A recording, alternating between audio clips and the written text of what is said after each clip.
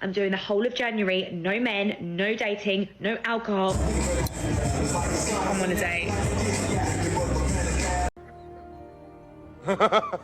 I love living alone, don't get me wrong, but don't be fooled. 90% of my nights are literally just me sitting in front of my TV or on my phone or reading. This is the setup. This is my dinner. It's just me and my dog, of course. But if I'm being real, like, it does get very lonely sometimes. It would be cool to, on occasion, have a roommate or like a boyfriend or something. Isn't it wonderful, gentlemen, how women can have so many options on dating apps, on social apps, which for women are dating apps, in real life, and they still end up single, holding their head and crying alone each night.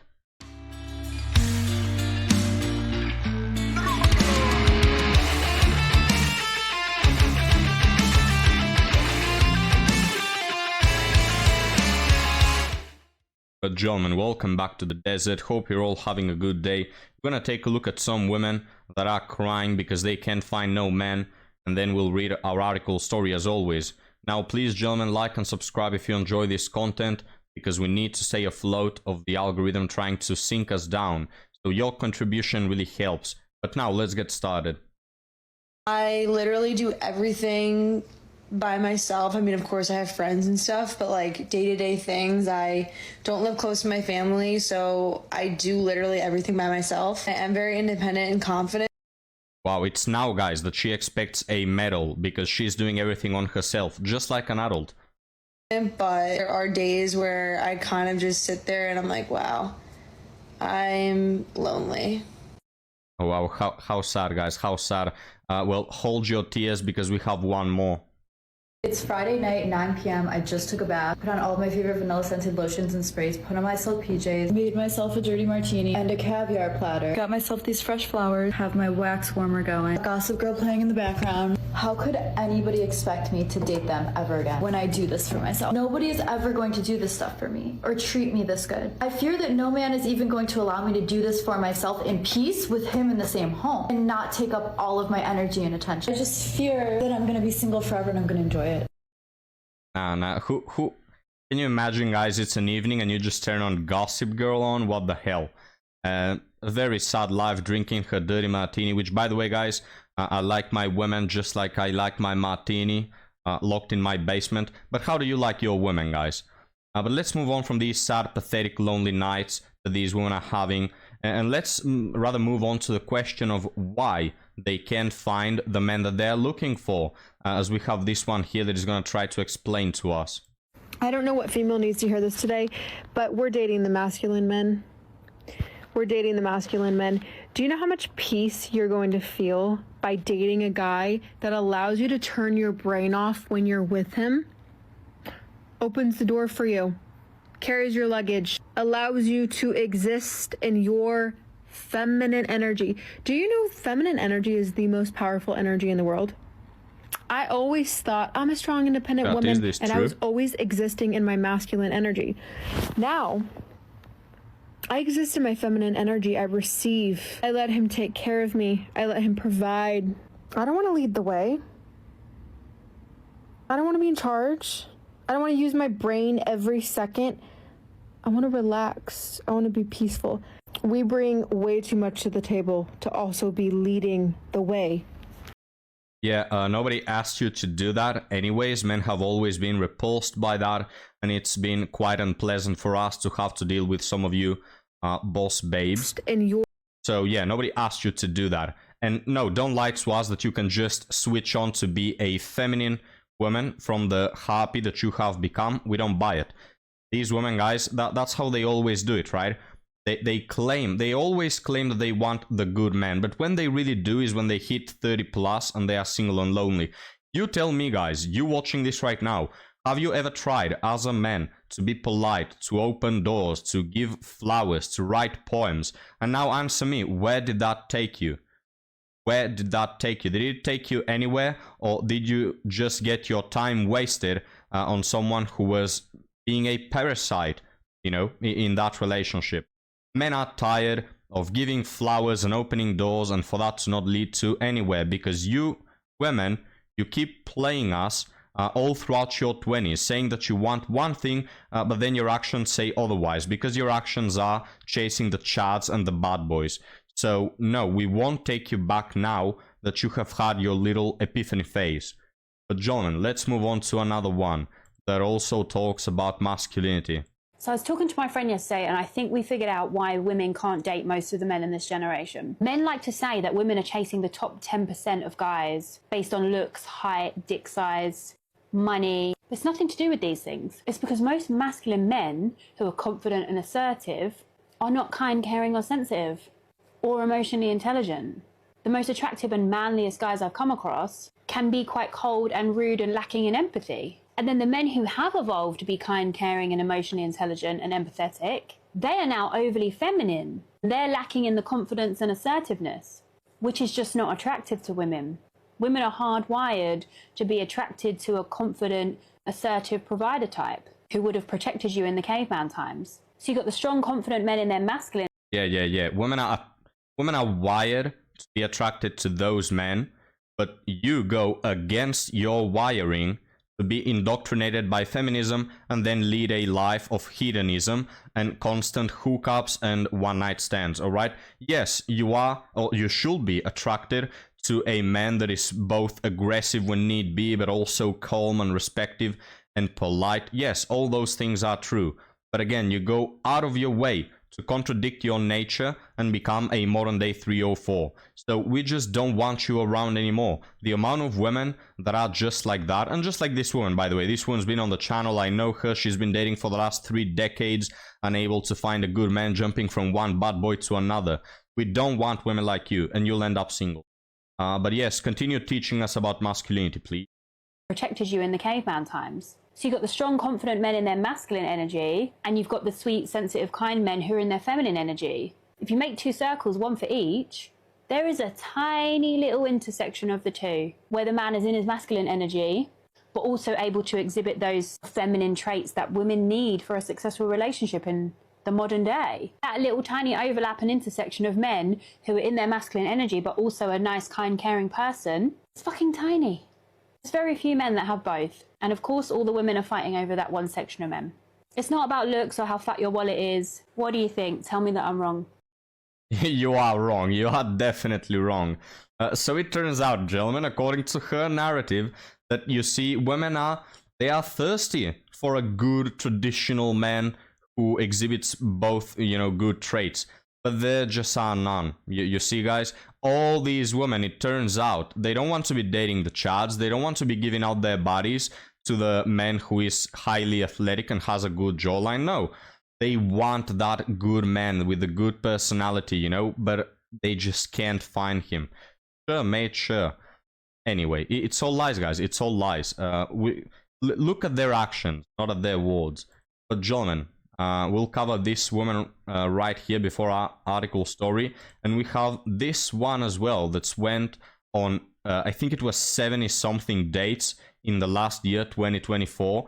So we'll take a look at her dates and at why she is such a massive harpy, but we'll do that over on Patreon. So if you are interested in more desert, please come check us out. But now let's cover this one. So I have a not great update for today. I did end things with the guy that I had been going on, I think we had been on 6 dates or so. We hung out the other day, and after he left, I just had a big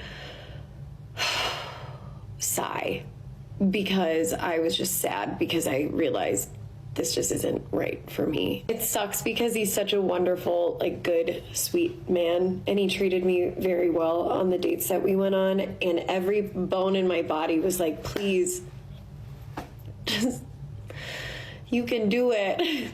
You like him. And I did, but then it got to a point where it felt like things just hit a wall and we just weren't progressing. And I think after Talking about things that are going to hit a wall, we have this woman, guys. What did I tell you just in the last story? These women over here want to pretend that, well, we're just looking for the nice guys. But this is what happens when they meet a nice guy. Oh yeah, he was awesome, he was polite, he was a real good man. but you know, we weren't progressing, or whatever bullcrap they will say, to just not say what is real, and that is, I'm just not attracted to good men. That's why I asked you, how many times, gentlemen, have you gifted flowers and done this and done the other thing and acted like a chivalrous 15th century knight, and it didn't take you anywhere? Because most modern women, they simply don't appreciate and value good men, and they dismiss them, they circumvent them to go to the bad boys.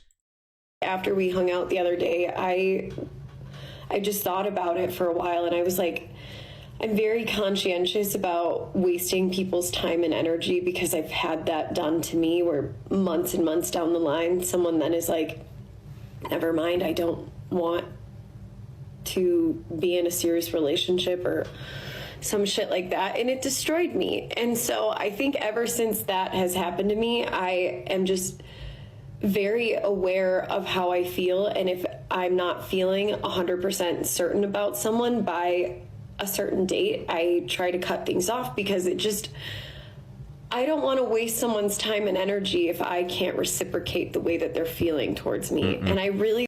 What do you bet that she's been on a months-long situationship? What do you bet, guys?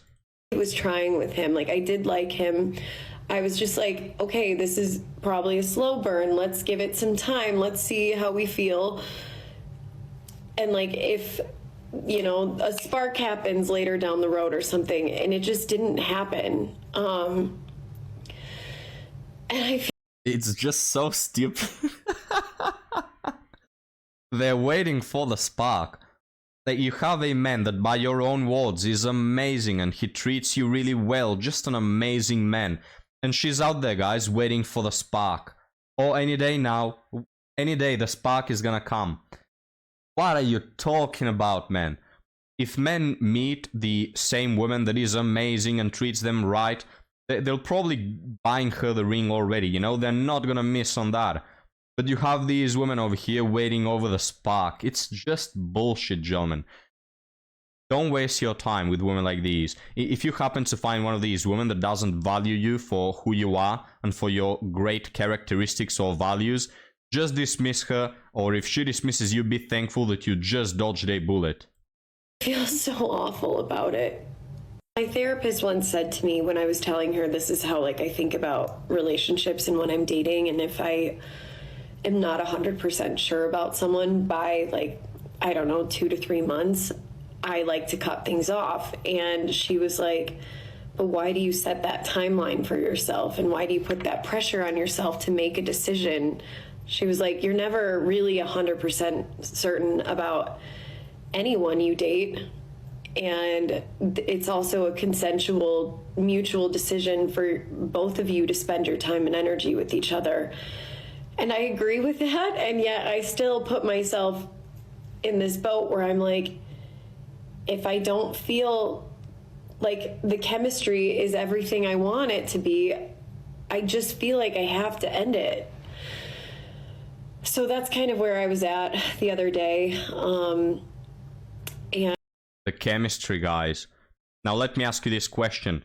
Would you marry and bet your assets and your kids and everything that you possess and your sanity on the chemistry? Would you do that, guys? Do you think that's a wise option? And then they ask, oh, why are men fleeing from committed relationships? Well, you tell me. Like, we have to risk everything, put everything on the line for chemistry, for a person that tomorrow could wake up and say, oops, sorry, the spark is gone. It's just gone. It's out of my power to change anything. The spark is just gone. Get out of here. And I did end it, and I cry every time I end things with someone. Well, not every time. I mean, not like 1 to 3 dates. But like, I felt invested in this person. We did spend a decent amount of time together, and I hate hurting people and like disappointing them. But I can't force it. As much as I wish over the past few years I've dated some really good men, I wish I felt like certain about them, and I just didn't. I mean, don't blame yourself, sister. After all, the spark is not there. What can you do? And guys, don't get me wrong, there are certain people that you just don't feel attracted to, but I don't think that's what she's referencing by the spark. Alright, the spark is the spark that she gets when she is with Chad, right? With a man that is way out of her league. Somehow, guys, they always get a spark when it comes to those men. And then these women end up 30 and single, which is why I don't have sympathy for none of them, because in most cases, these women that are single at 30 asking where have all the good men gone and saying how nice it will be to have a boyfriend, they have passed on Prince Charming multiple times throughout their lives. So no sympathy. And I cry every time. I was sobbing earlier today, and then I would start laughing because I was like, why the fuck are you crying? Because you're doing both of you a favor by ending this because you can't reciprocate. And then I would cry again, and then I would laugh. I don't know, it was weird. I'm in my luteal phase right now, so I'm not exactly rational. She's a maniac right now. But I do think this was the best decision. And I'm going to meet my friend for a martini tonight to replenish the sodium I lost via tears. So, see ya. Well, what a sad life. Alcoholic and single. But gentlemen, let's move on to our article story. Because Reddit needs our advice as the wisest man on earth. So this one is titled, Is it normal that guys fall out of interest after S3X? Well, of course it's normal. When you're an individual that has nothing else to offer, what will they stick around for, am I asking? I, 28 female, have been on Tinder for a while, 4 months, and it's always the same thing. The guys match and keep talking to me all day to the point that it's almost annoying. Then we have a date or two. Usually it's nice, we talk a lot, have fun. But then, once we have S3X, they seem to lose, misspelled, all interest in talking. So why? A, am I bad in bed? B, they mostly all do that. C, I keep falling on the non-committed ones. D, I should tell them I want to see them more than once before having S3X. E, something else. So I'm gonna choose F, none of the above. The reason why they quit is, again, because you have nothing else to offer, right? You're probably not bad in bed, or not terrible anyway. Yes, they mostly all do that, but again, because you have nothing else to offer. You're just a close to 30-year-old hag. You're just a toy that's out there on Tinder, basically professional prostituting herself. It's what you're doing, yeah? Because I'm not looking to have a committed relationship, but like a friend with benefits will be nice instead of one-shots. So again, we have a woman in her 30s, guys, that is still in the hookup stage. Like 5 years from now, when that biological clock starts ticking and ringing the alarm, she's gonna be all, oh, where are all the good men? In the meanwhile, she spent the last decade going through bad boys. It's pathetic. I should precise, they don't ghost me if I text, but they stop reaching out except the occasional what you doing tonight. Yeah, they just want a free sample. They're free sampling, guys. They want a second dish from the free buffet. Or maybe it's just Tinder world and I should find boys elsewhere. What a moron. What a moron. Wow. Again, guys, you won't meet your wife on Tinder. It's just a hellspace. But gentlemen, thank you for watching today's episode and discussing about the epidemic of single women that we have. If you want to support this channel and also find more content, you can find me on Patreon, where we upload more videos and you can support the channel and support Ampu. But for now, if you like this content, please like and subscribe, and I'll see you on the next one. Have a good day. Editor, cut the video.